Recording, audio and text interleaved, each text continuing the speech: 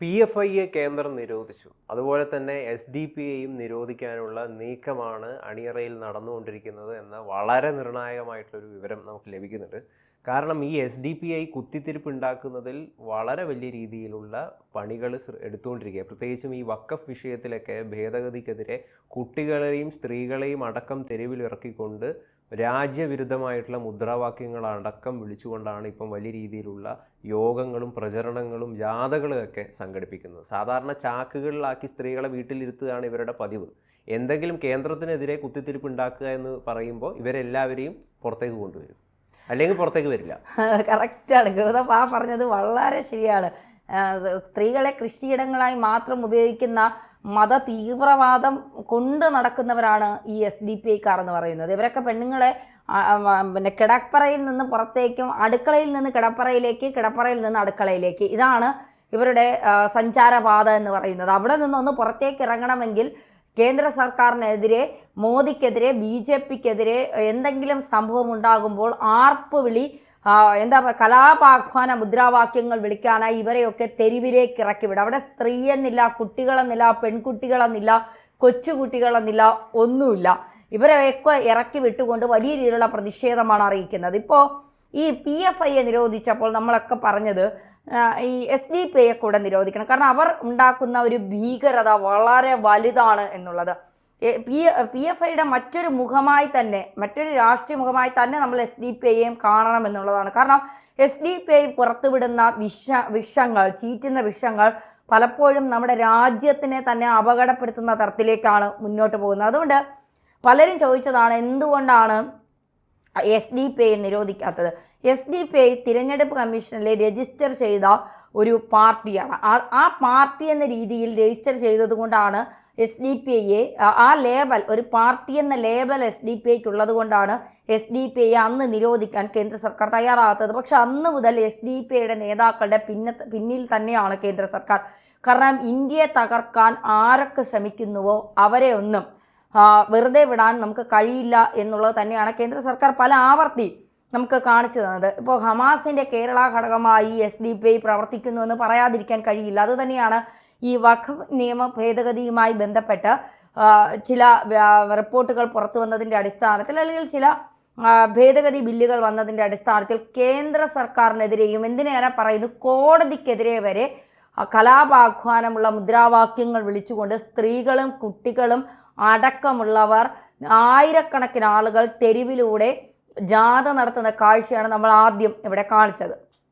ഈ വളരെ മത തീവ്രവാദപരമായ കാര്യങ്ങൾ മുന്നോട്ട് വച്ചിട്ട് ഇവർ പറയുന്നത് ഞങ്ങൾ മതേതരത്വം കാത്തു സൂക്ഷിക്കുന്ന പാർട്ടിയാണെന്നാണ്. ഏത് തരത്തിലാണ് ഇവർ മതേതരത്വം കാത്തു സൂക്ഷിക്കുന്നതെന്ന് ഇന്ന് വരെ നമുക്കറിയില്ല എന്നുള്ളതാണ്. പട്ടിയവരെ കൊന്ന്, എന്താ പറയുക, PFI അങ്ങനെയാണല്ലോ ആദ്യം ഈ ട്രെയിനിങ് തുടങ്ങുന്നത്. ജീവനുള്ള പട്ടിയെ, പട്ടിയെന്ന് വിളിക്കുന്ന നായയെ കൊന്ന് രക്തത്തിൻ്റെ അറപ്പ് മാറ്റുന്ന തരത്തിലേക്കാണ്. അങ്ങനെ നിരന്തരം ഈ നായകൾ മരണപ്പെടുന്നതിൻ്റെ കാരണം അന്വേഷിച്ച് പോയപ്പോഴാണ് നമ്മളൊക്കെ ഞെട്ടുന്ന അവസ്ഥയിലേക്ക് എത്തിയത് എന്നുള്ളതാണ്. അവിടെയാണ് പിന്നീട് NIA, കേരള പോലീസിനെ പോലും അറിയിക്കാതെ ഇവിടെ മരം വെട്ടുകാരായും കച്ചവടക്കാരായും പല PFI നേതാക്കളുടെ വീടുകളിലെത്തി വീട്ടുജോലിക്കാരായും ഒക്കെ നിന്നുകൊണ്ട് അവരുടെ കാര്യങ്ങൾ നിരീക്ഷിച്ചുകൊണ്ട്, പിന്നീട് തുണി പോലും മാറാൻ സമ്മതിക്കാതെ ബെഡ്റൂമിൽ നിന്ന് പിടിച്ചുകൊണ്ട് പോയി ആ വിമാനം പറന്ന് ഡൽഹിയിൽ എത്തിയപ്പോഴാണ് ഇവിടുത്തെ നേതാക്കന്മാർ, ഇവിടുത്തെ കേരള പോലീസിലുള്ള പലരും അറിയുന്നത്, ഇവിടുത്തെ രാഷ്ട്രീയ നേതൃത്വത്തിലുള്ള പലരും അറിയുന്നത് NIA കുറച്ച് കാലങ്ങളായി കേരളത്തിൽ ഉണ്ടായിരുന്നുവെന്നും PFIയുടെ കാര്യങ്ങൾ നിരീക്ഷിച്ചുകൊണ്ടിരിക്കുകയായിരുന്നുവെന്നും PFIയുടെ നേതാക്കളെ കൊണ്ടുപോയി എന്നുള്ളൂ. ഇപ്പോൾ പലരും തീഹാർ ജയിലിലൊക്കെ, CA റൌഫിനെ പോലുള്ളവരൊക്കെ തീഹാർ ജയിലിൽ കിടന്ന് നിലവിളിക്കുകയാണ്, ഇനി ഞങ്ങൾ ഒരു പ്രവർത്തനങ്ങൾക്കും പോകില്ല, എങ്ങനെയെങ്കിലും ഞങ്ങളെ ഒന്ന് പുറത്തു വിടും എന്നൊക്കെ പറഞ്ഞ് നിലവിളിക്കുകയാണ്. പക്ഷെ ആ നിലവിളികളൊന്നും തൽക്കാലം കേൾക്കാൻ കേന്ദ്ര സർക്കാർ തയ്യാറല്ല. കാരണം CA റൌഫിന് LLB പഠിക്കണമെന്ന് പറഞ്ഞുകൊണ്ട് ഒരു അപേക്ഷ കോടതിയുടെ മുന്നിൽ വെച്ചു. കോടതി പറഞ്ഞു ജയിലിലിരുന്ന് പഠിക്കാവുന്ന കാര്യങ്ങൾ പഠിച്ചാൽ മതി, കൂടുതൽ പഠിച്ചതിൻ്റെ ഫലമാണ് ഇപ്പോൾ ഇവിടെ വന്ന് കിടക്കേണ്ടി വന്നത്, അതുകൊണ്ട് ജയിലിലിരുന്ന് പഠിക്കേണ്ട കാര്യങ്ങൾ പഠിച്ചാൽ മതി, പുറത്തുപോയി തൽക്കാലം പഠിക്കേണ്ടതിൻ്റെ ആവശ്യകതയില്ല എന്നുള്ളത്. അതുപോലെ തന്നെയാണ് SDPIയും. SDPI ഇപ്പോൾ ഇത്തരം ജാഥകളുമായി രംഗത്തെത്തുമ്പോഴും ഇത്തരം മുദ്രാവാക്യങ്ങൾ, കലാപാഹ്വാന മുദ്രാവാക്യങ്ങൾ വിളിക്കുമ്പോഴും കേന്ദ്ര സർക്കാരിനെതിരെ, വിളിക്കുന്ന ഓരോ മുദ്രാവാക്യങ്ങളും ഇന്ത്യ വിരുദ്ധ മുദ്രാവാക്യങ്ങളാണ്, ഇന്ത്യക്കെതിരെയാണ്. ഇന്ത്യയിൽ നിന്നുകൊണ്ട് ഹമാസിനെ ജയ് വിളിക്കുന്നവരാണ് ഇവരൊക്കെ. ഹമാസ് എന്ന് പറയുന്ന ഒരു തീവ്രവാദ സംഘടനയാണെന്ന് നമുക്ക് എല്ലാവർക്കും അറിയാം. അപ്പോൾ ഇന്ത്യയിൽ നിന്നുകൊണ്ട് ഹമാസിനെ വെല്ലുവിളിക്കുന്ന, അല്ലെങ്കിൽ ഹമാസിന് വേണ്ടി പോരാടുന്ന, ഹമാസിന് വേണ്ടി നിലവിളിക്കുന്ന ഇവർ കേന്ദ്ര സർക്കാരിനെതിരെ ഇത്തരത്തിൽ കലാപാഹ്വാന ജൈവിളികളുമായി പൊതുനിരത്തുകളിൽ ഇറങ്ങുമ്പോൾ നമ്മുടെ ഇന്ത്യക്ക് എന്താണ് സംഭവിക്കാൻ പോകുന്നത്? ഇന്ത്യയിൽ ഇനിയും ഒരു ഭീകരാക്രമണത്തിന് ആരെങ്കിലും എവിടെയെങ്കിലും കോപ്പ് കൂട്ടുകയാണോ, തയ്യാറെടുക്കുകയാണോ എന്നൊക്കെയുള്ള ഒരു ആശങ്ക നമ്മളിൽ ഉണ്ടായാൽ അത് കൃത്യമായി നിരീക്ഷിക്കുകയും അന്വേഷിക്കുകയും വേണമെന്ന് തന്നെയാണ്. എന്നെ ഇക്കാര്യത്തിൽ ഇവരെ നിരീക്ഷിച്ചുകൊണ്ടിരിക്കുന്ന സാഹചര്യത്തിൽ NIA തീർച്ചയായും ഇതിൽ ഇടപെടും. ഈ മുദ്രാവാക്യത്തിൻ്റെ പിന്നിലെ അജണ്ട എന്താണ്, ഗൂഢാലോചന എന്താണ് എന്നുള്ളത് കൃത്യമായി അന്വേഷിച്ച് മനസ്സിലാക്കുക തന്നെ ചെയ്യും.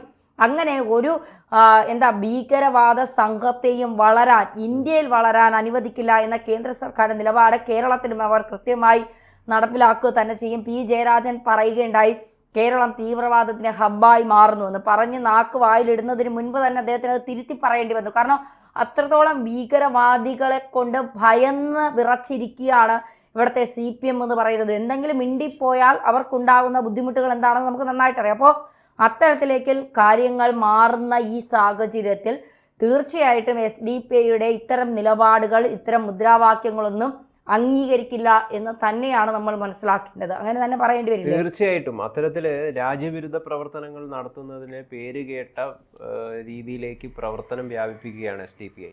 ഇത് വിളിച്ചോദിപ്പിക്കുന്ന ഒരു പ്രധാനപ്പെട്ട സംഗതി എന്താണെന്ന് വെച്ച് കഴിഞ്ഞാൽ PFI നിരോധിച്ചിട്ടുണ്ടെങ്കിൽ SDPI നിരോധിക്കണം. കാരണം ക്ലീൻ ആക്കുക, തീവ്രവാദത്തെ ക്ലീൻ ആക്കുക എന്നൊരു ലക്ഷ്യം കേന്ദ്ര സർക്കാരിൻ്റെ മനസ്സിലുണ്ടെങ്കിൽ ഉടനടി തന്നെ SDPI എന്ന് പറയുന്ന ഒരു സംഘടനയ്ക്ക് നിരോധനം വീഴണം എന്ന് ജനാധിപത്യത്തിൽ വിശ്വസിക്കുന്ന, മതേതരത്വത്തിൽ വിശ്വസിക്കുന്ന, സമാധാനവും ശാന്തിയും രാജ്യത്ത് നിലനിൽക്കണമെന്ന് ആഗ്രഹിക്കുന്ന ഒരുപാട് ജനവിഭാഗങ്ങൾ ഇപ്പം വല്ലാത്ത രീതിയിൽ കൊതിക്കുന്നുണ്ട്. ആ കൊതിയുടെ സാഫല്യം വരും ദിവസങ്ങളിൽ സംഭവിക്കും. വളരെ നിർണായകമായിട്ടുള്ളൊരു വിവരം നമ്മുടെ വാർത്താ മാധ്യമങ്ങൾക്ക് മുമ്പാകെ ആഭ്യന്തരമന്ത്രി അമിത്ഷാ വെളിവാക്കുമെന്നാണ് നമുക്ക് വളരെ രഹസ്യ സ്വഭാവത്തിലുള്ളൊരു റിപ്പോർട്ട് നമുക്ക് ലഭിച്ചിരിക്കുന്നത്.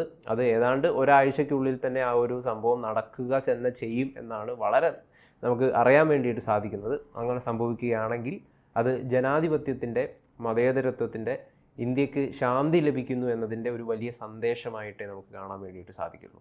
ഇത്തരത്തിൽ വഖഫ് പോലുള്ള വളരെ കുത്തകയും അതോടൊപ്പം തന്നെ വളരെ അശാസ്ത്രീയവുമായിട്ടുള്ള പല ബോർഡുകളെയും കാട്ടിലേക്ക് വലിച്ചെറിയുന്ന രീതിയിലുള്ള ഭേദഗതികൾ കേന്ദ്ര സർക്കാർ കൊണ്ടുവരുമ്പോൾ അതിനെ കൈയടിച്ച് പ്രോത്സാഹിപ്പിക്കുക എന്നതിന് പകരം അതിന് കുഴലൂത്ത് നടത്തുന്ന രീതിയിൽ, അല്ലെങ്കിൽ അതിന് പ്രോത്സാഹനം നൽകുന്ന രീതിയിലുള്ള പല വ്യാജമായ രീതിയിലുള്ള സത്യാവസ്ഥകളും പ്രചരിപ്പിച്ചുകൊണ്ട് കേന്ദ്ര സർക്കാരിനെ തന്നെ ഇല്ലായ്മ ചെയ്യുന്ന, കേന്ദ്ര സർക്കാരിൻ്റെ ഒരു സത്യസന്ധതയെ അല്ലെങ്കിൽ അവരുടെ ഒരു കൃത്യമായിട്ടുള്ളൊരു ഇടപെടലിനെ തന്നെ നിരാകരിക്കുന്ന രീതിയിലുള്ള പ്രചരണങ്ങളാണ് പലരും അഴിച്ചുവിടുന്നത്. അതിൽ മുൻപന്തിയിൽ നിൽക്കുന്നതും SDPI ആണ്.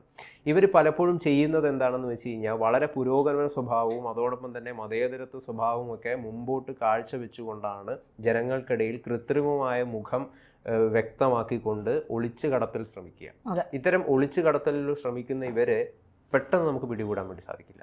അതുകൊണ്ട് വളരെ നിർണായകമായ നീക്കത്തിലൂടെ ഈ സംഘടനയെ പൂട്ടാൻ ഒരുങ്ങുന്നു എന്നാണ് അറിയാൻ വേണ്ടി കഴിയുന്നത്.